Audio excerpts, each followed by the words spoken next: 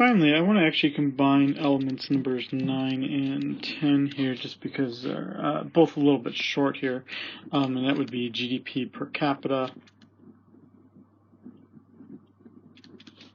and a discussion of how accurate the number is.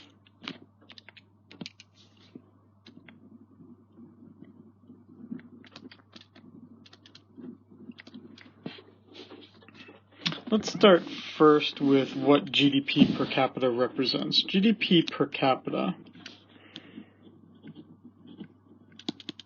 on its most basic level, is the total GDP divided by the population.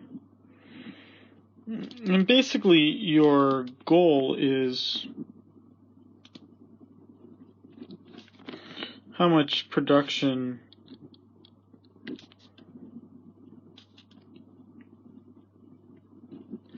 does the average individual produce. Now, the problem with averages is that averages are, most people do not earn the average, that there's a fairly large number of individuals that earn below it or produce below it as well as above it. And what that means, why people calculate it, is because if this is how much average production they use, then we could say this is what their average consumption is, or that's what their average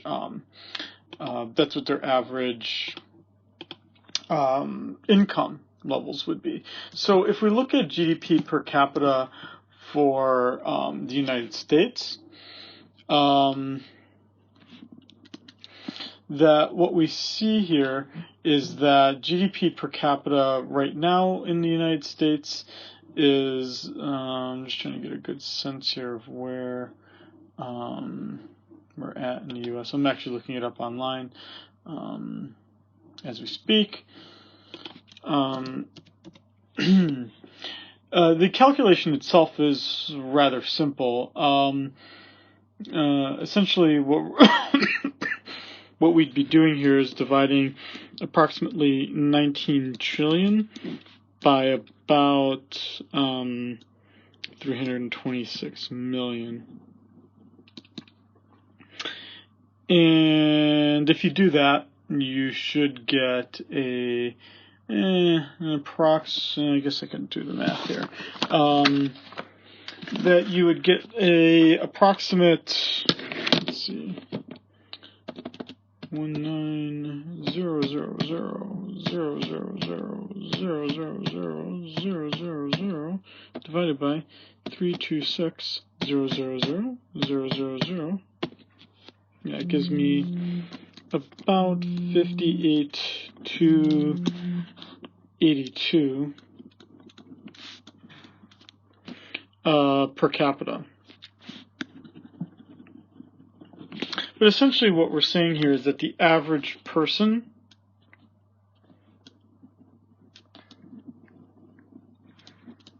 doesn't earn this.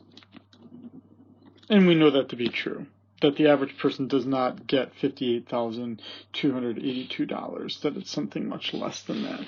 So GDP per capita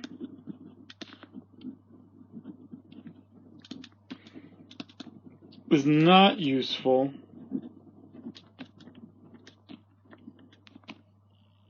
as a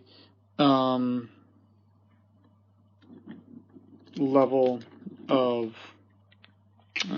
prosperity, I guess you would say, because it is just an average.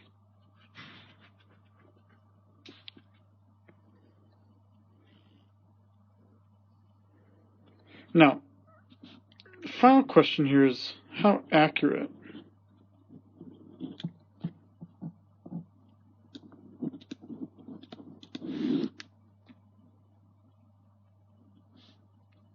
is the GDP.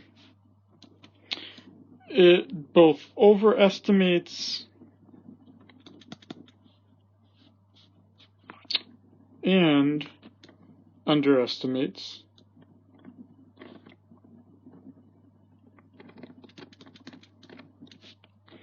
How does it overestimate? Well, here the problem is that bad things add to GDP, right? So pollution adds to GDP. Car accidents, GDP is higher. Violence, crime, all make the GDP higher.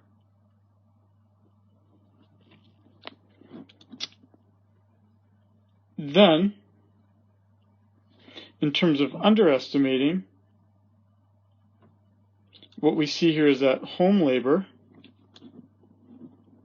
not counted. So when I watch my child, that's not counted in part as part of GDP. Also, what we see here is that in terms of underestimating, that illegal activities, which are legit, I mean, someone is actually doing work, illegal activities are not going to be counted as part of this. Anything going on in the black market, which would mean I'm selling something legal, but right, even in the U.S. economy, this approximates 10%. So we see ways in which both GDP is both overestimating and underestimating actual production in the economy.